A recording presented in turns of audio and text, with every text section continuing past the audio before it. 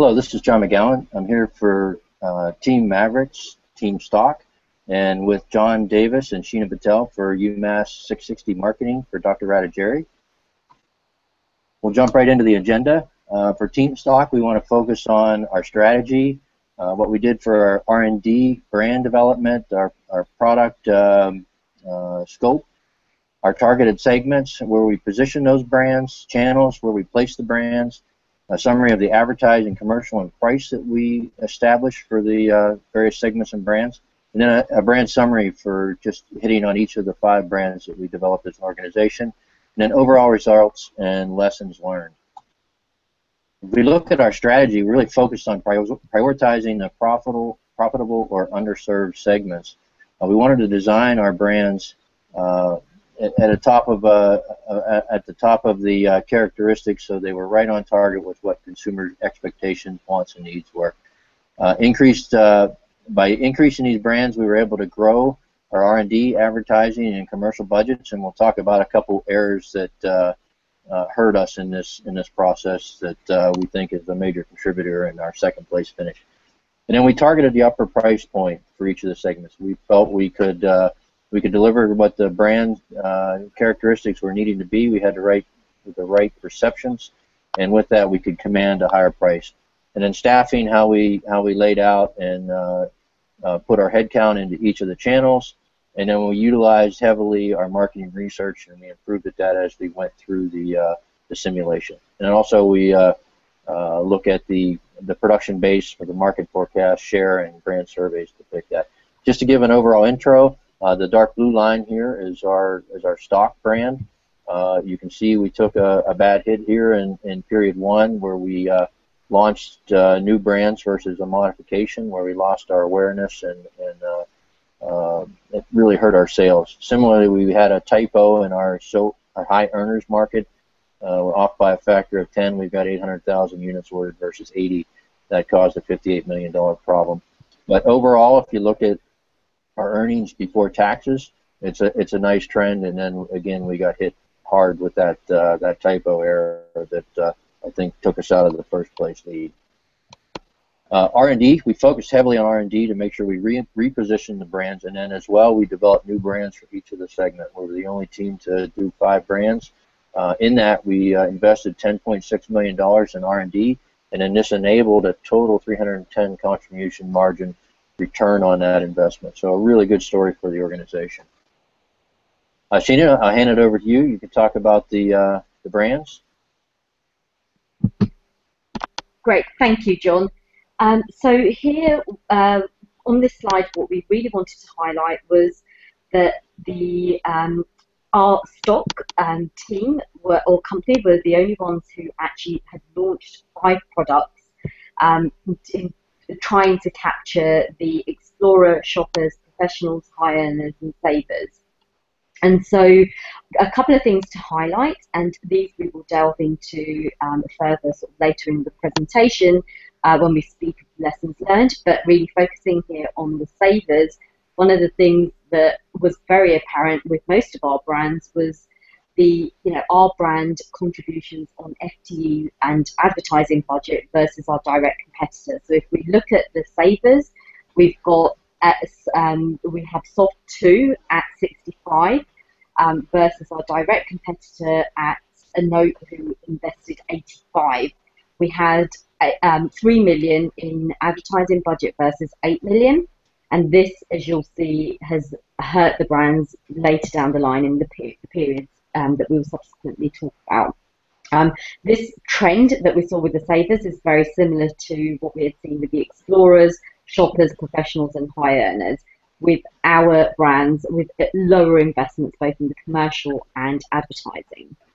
One thing that we did do, and we try to apply this to all our brands, was really focus the channel distribution based on the trends that were occurring in each period.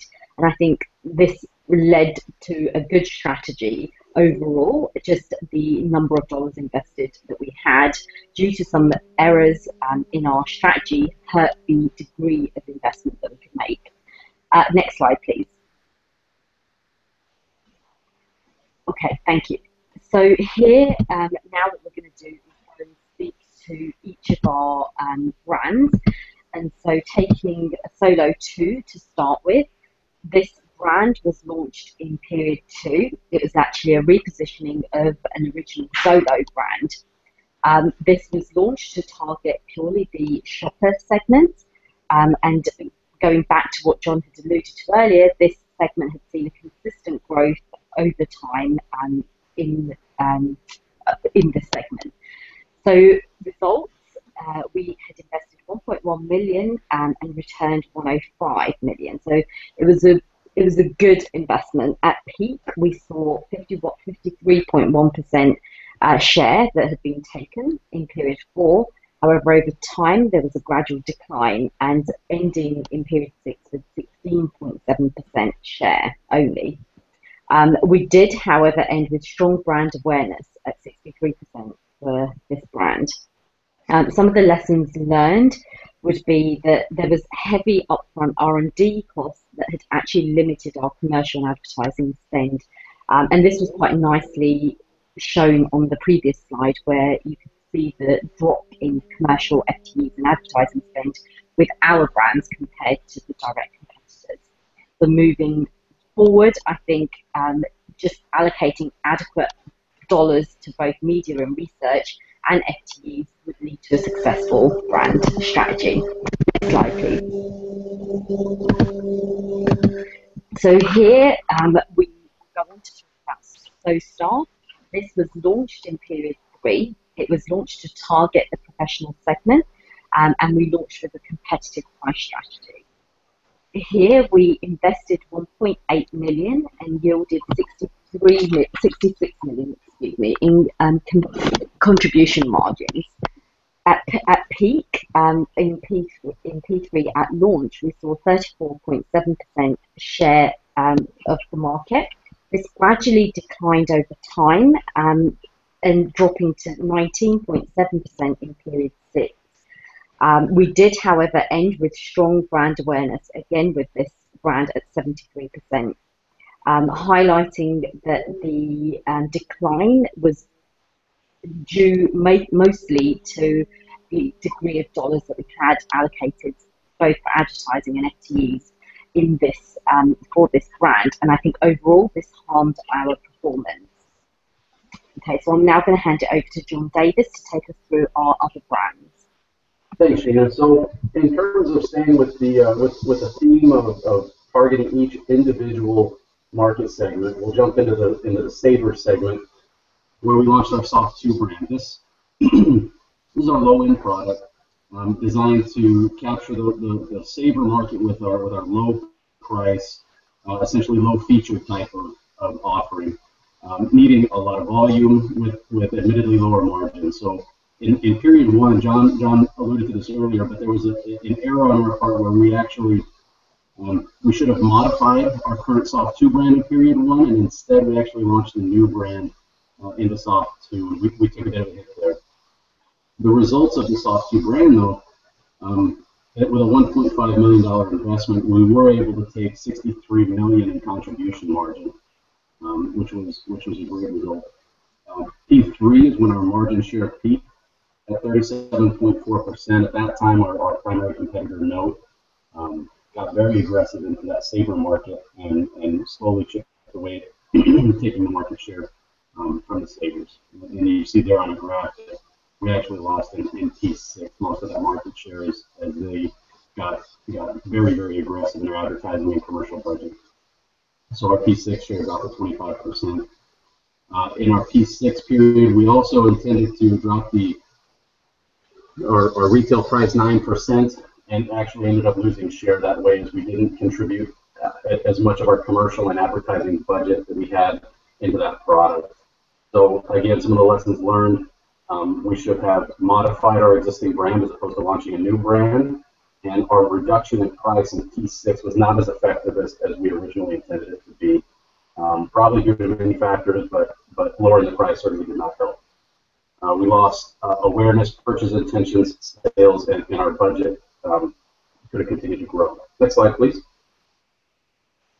So the next market segment that we tried to target was actually a diminishing segment that many people chose to just ignore overall. So we wanted to attack this brand aggressively initially, and then we took significant market share due to that. There was no current brand meeting this consumer's needs, so we went, like I said, aggressively after this explorer market. A very price-sensitive group, but also demanding a lot of features in their product. So the results were investing $1.6 million with a $3 million contribution margin return. We launched at 22% market share, and by P6 actually had 58% of this shrinking market segment, and in P6 we actually sold out of product. Some of the lessons learned was after launching in P3 with 600K of X inventory, and a 700K loss, and we had to reestablish. So we did win this underserved market with design channel and our targeted price for the segment. The one other lesson learned is with the shrinking forecast. We could have also shrunk the resources for this brand a little bit further and allocated them to other brands. Next slide, please. And finally, the market segment of the high earners. We targeted this with our So High brand. There were 2 existing brands in the market, and we went aggressively after them to take some of that Nova market share, and we're successful in that. There's a high margin opportunity here.